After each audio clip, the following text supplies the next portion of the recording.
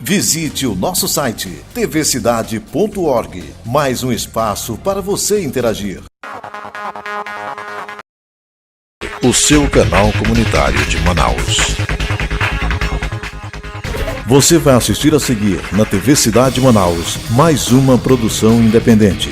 O conteúdo é de responsabilidade de seus idealizadores, produtores e apresentadores.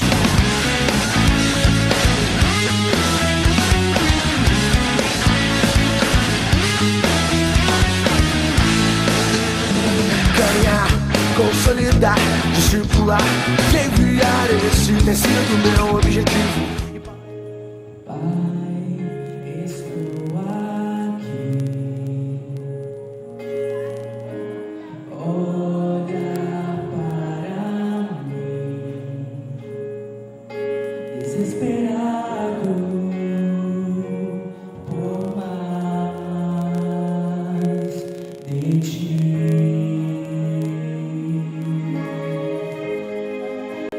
Tua presença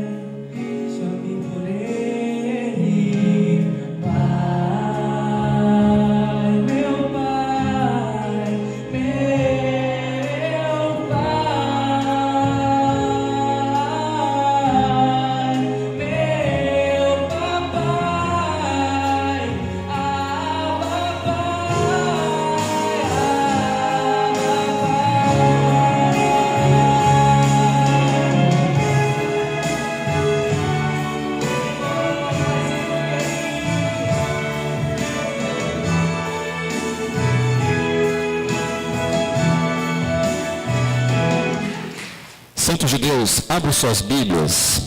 E aquele que conhece alguém que está sem, pode compartilhar, isto é, compartilhar. Nossa, está no livro de João, Evangelho de João. O Evangelho escrito por João, no capítulo 2. Nós queremos falar nessa noite sobre família, projeto de Deus, amém? João capítulo 2, a partir do versículo 1, e diz assim: ao terceiro dia houve umas bodas em Caná da Galileia, um casamento, e estava ali a mãe de Jesus. E foram também convidados Jesus, veja bem, grave essa palavra, foi convidados Jesus e seus discípulos para este casamento, para as bodas. E havendo começado a faltar o vinho, a mãe de Jesus, que estava lá, lhe disse: não tem vinho, ou está acabando o vinho. Disse-lhe Jesus: mulher, que tenho a ver contigo, ainda não é chegada a minha hora. Sua mãe disse aos serventes: fazei o que ele vos disser. E estava ali 6 talhas de pedra para a água, conforme era o ritual da purificação. Isso aqui está falando de purificação dos noivos. E em cada uma cabiam 80 a 120 litros. Disse-lhe Jesus: enchei essas talhas de água, encheram-na até em cima. Então disse: tirai agora e levai ao mestre-sala. E levaram. Quando o mestre-sala provou a água, feita agora, transformada em vinho, sem saber ele de onde era, ainda que o sabiam os serventes que tinham tirado a água, chamou o esposo, ou seja, o dono da festa, e lhe disse: todo homem serve primeiro o vinho bom, e quando já tem bebido muito, então o inferior. Mas tu reservaste o bom vinho até agora. E foi o primeiro, ou o princípio de seus sinais em Caná da Galileia, e manifestou sua glória, e seus discípulos creram nele. Amém? Tome seu assento.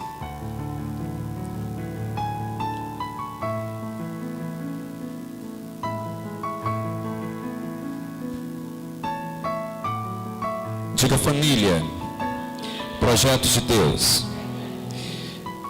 Quantos creem que a família é projeto de Deus aqui? A família nasceu no coração de Deus. Eu sei que pelos empecilhos de tudo que foi feito, tramado contra a família ao longo do tempo, isso possa ter desvirtuado ou tentado separar, afastar o entendimento claro disso. Mas esse é o projeto primordial de Deus, esse é o projeto principal de Deus, a família. Isso é tão compreensível que nos meios das escolares, hoje se reconhece isso dizendo que a família é a célula máter da sociedade, ou seja, é a célula principal, aquilo que é o mais importante é a família. Isso é verdade. Diga: família, projetos de Deus. Quantos creem que família é projeto de Deus aqui? Família nasceu no coração de Deus.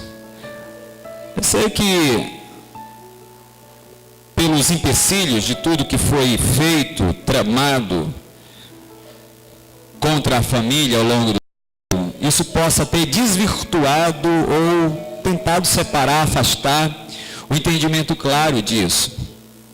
Mas esse é o projeto primordial de Deus, esse é o projeto principal de Deus, a família.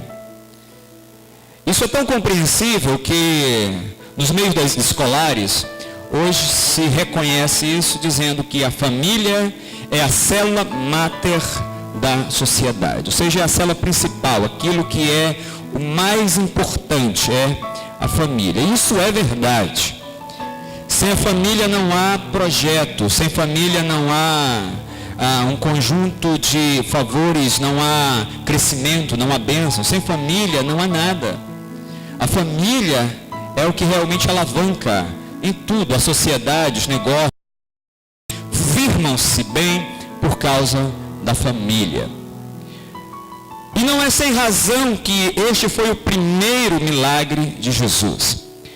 Jesus poderia ter iniciado o seu primeiro milagre com um cego e ele fez isso posteriormente, poderia ter iniciado com um mendigo, poderia ter iniciado com alguém passando problema de fome, de alguma outra necessidade, física ou espiritual.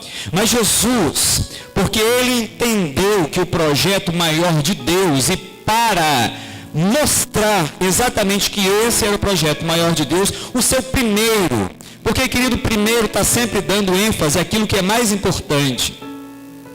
Aquilo que eu busco fazer em primeiro, porque eu considero que tal coisa tem uma relevância muito maior para mim. Então, quando Jesus inicia todo o processo agora de transformação na terra, no mundo, ele começa essa transformação numa família, no início de uma família, bem no começo, no próprio casamento.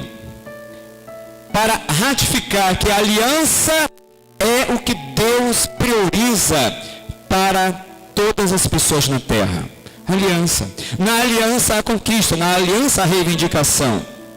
Se eu estou, por exemplo, no ônibus, isso já aconteceu no passado, e de repente alguém está tentando com um olhar buscar a minha atenção ou buscar a atenção de muita pessoa, mas quando olha para a minha mão esquerda, vai observar que tem ali algo que está denunciando que existe uma aliança.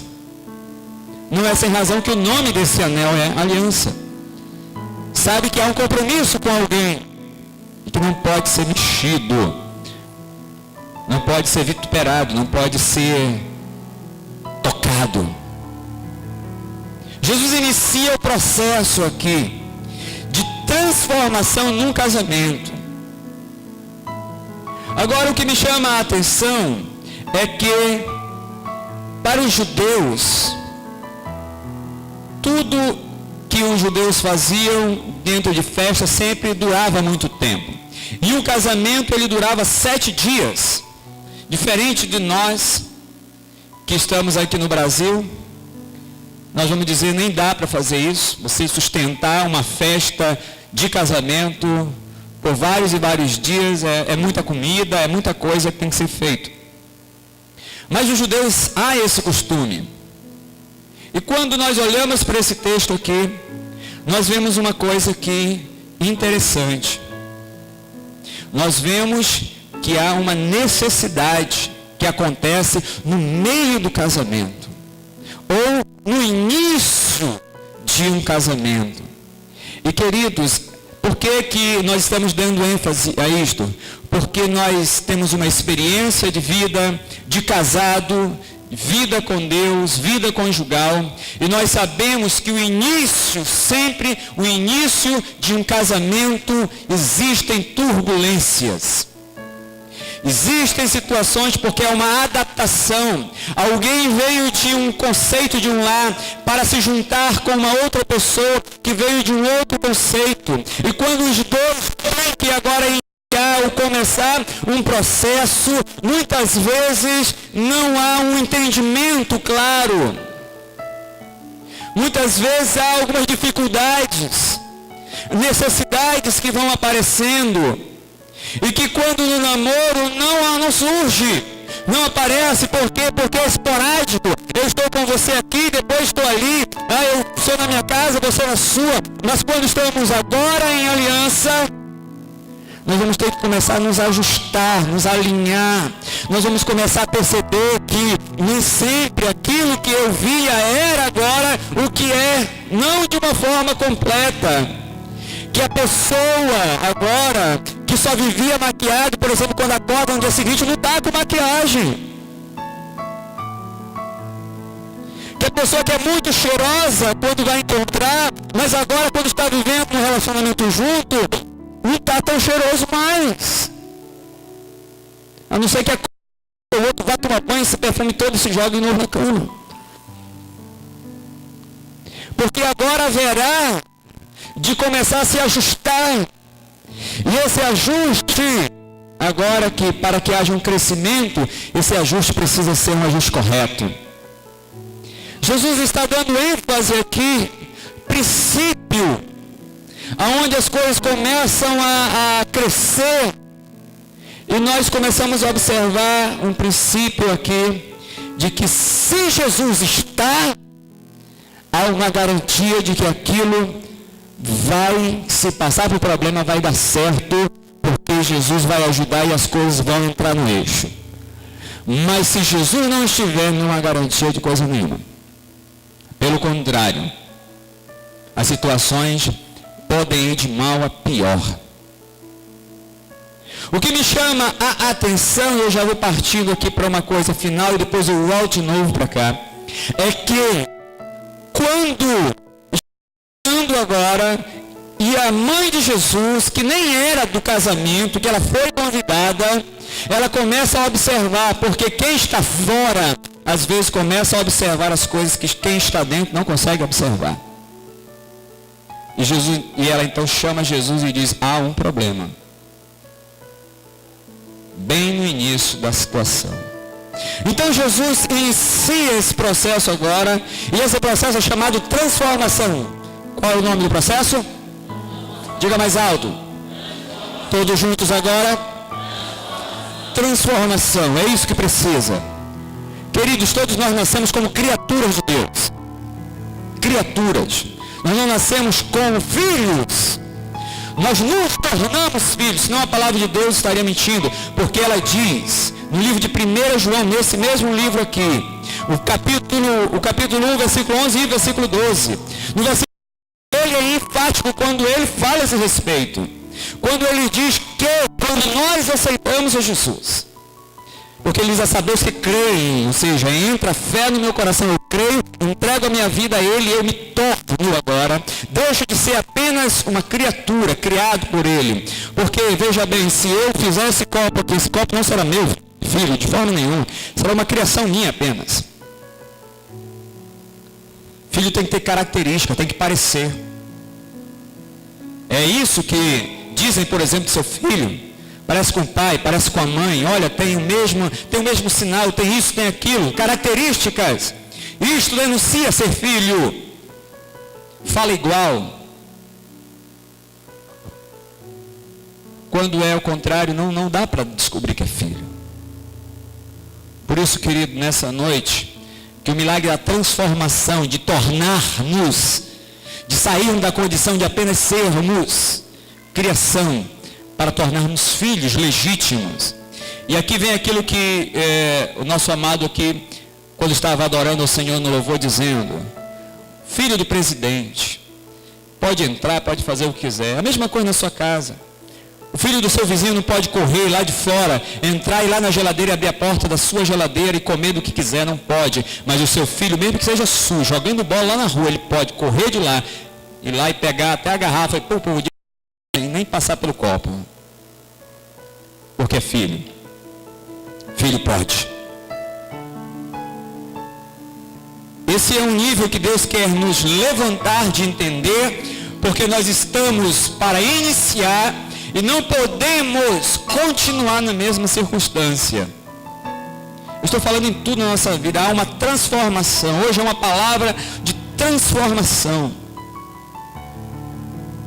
Mas o que me levou a chamada de atenção está quando um homem chamado Mestre Sala, aquele que provava o vinho, quando vê o milagre da transformação, ele libera uma palavra. Ele diz o seguinte: guardaram o bom vinho até agora, por quê?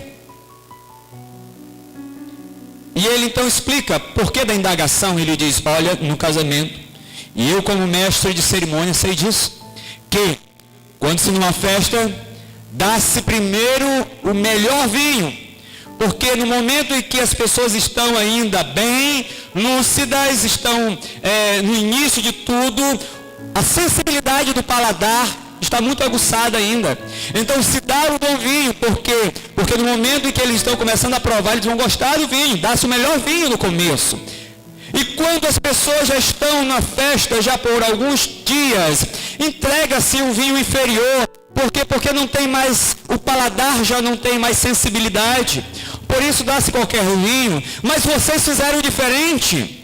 Vocês guardaram o melhor vinho até agora. Por quê? Não deram o melhor vinho primeiro. Esta indagação, querido, me levou a um nível de entendimento, de procura na palavra de Deus, para buscar entender o porquê desta pergunta. E preste atenção, porque nós estamos começando essa mensagem agora. Quando nós iniciamos, são os momentos de ajuste, alguns momentos de dificuldade. Quando nós vamos amadurecendo, quando nós vamos crescendo no entendimento, na intimidade, no amor verdadeiro, agora da relação matrimonial, e agora vai se conhecendo, é para as coisas ficarem melhor. Sim ou não? É para ficar melhor.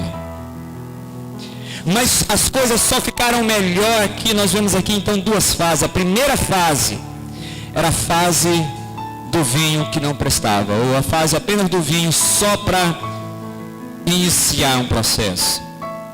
Mas a segunda fase que era a fase boa, porque na segunda fase houve a intervenção de Jesus.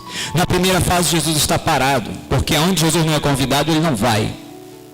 Se você convida Jesus para entrar na sua casa, ele vai. A Bíblia diz no livro de Apocalipse 3:20 que ele está à porta e bate. Mas se você abrir a porta, ele entra para você, para a sua casa, para a sua família. Ele nunca vai arrombar a porta da sua casa. Ele nunca fará isso. Jesus nunca vai forçar nada. Porque muitas pessoas ouvem falar de Jesus e não entendem nada e abandonam e vão embora e apenas ouvem e ficam por isso mesmo. Porque Jesus não força ninguém. Aqui consiste o verdadeiro amor. O amor é um amor que liberta, não é um amor que prende. Todo amor que prende, você perceberá que na verdade não é amor. Nós já vamos tratar disso à frente. Então, a segunda fase, Jesus entra. E quando Jesus entra, é para que as coisas sejam transformadas agora. É para que as coisas se tornem melhor. Aí eu vou perguntar agora. Não vou perguntar quanto tempo você tem de casado aqui. Mas só vou perguntar quantos casados estão aqui nessa noite, homens e mulheres. Por gentileza, levante a mão só para melhorar as coisas. Então, eu faria a seguinte pergunta. Não vou fazer isso direto a você, apenas para que você possa refletir. Se você já tem alguns anos de casado, do momento em que você casou, agora para frente, melhorou? Está melhor? Você se tornou uma pessoa melhor? Você, marido, se tornou um homem mais amigo, mais companheiro? Você se tornou uma pessoa mais ajudadora, mais prestativa? Você se tornou uma pessoa mais carinhosa? Ou você totalmente começou a fazer ao contrário de tudo isso? A Bíblia fala que Maria faz a seguinte indagação: o vinho está acabando. Duas colocações na Bíblia que falam sobre vinho. O vinho na Bíblia, no livro de Cantares, o vinho na Bíblia significa o amor. Mas em toda a extensão da Bíblia, nos mostra que vinho na Bíblia significa alegria, significa prazer, significa algo gostoso, algo bom. Isto é o que representa vinho na Bíblia. E de repente Maria está olhando e dizendo: está acabando o vinho. E quando é que o vinho começa a acabar? Será que nós nessa noite podemos começar a verificar se realmente o vinho está em alta na minha e na sua vida, na nossa casa, como pai, como mãe, como filhos, como marido, como esposa? Se realmente o vinho está em alta na nossa vida, ou o vinho está azedo? Em vez de ser vinho, passou a ser azeite. Passou a ser vinagre. E qual é a diferença de um para o outro? Aqui o vinagre é azedo. E se eu sou vinagre na minha casa, os meus filhos vão ser vinagrezinhos. Junto com a minha esposa vai dar vinagrete. Uma salada. Nós precisamos, se o vinho está acabando nas nossas vidas, nós precisamos hoje restaurar esse vinho, amém?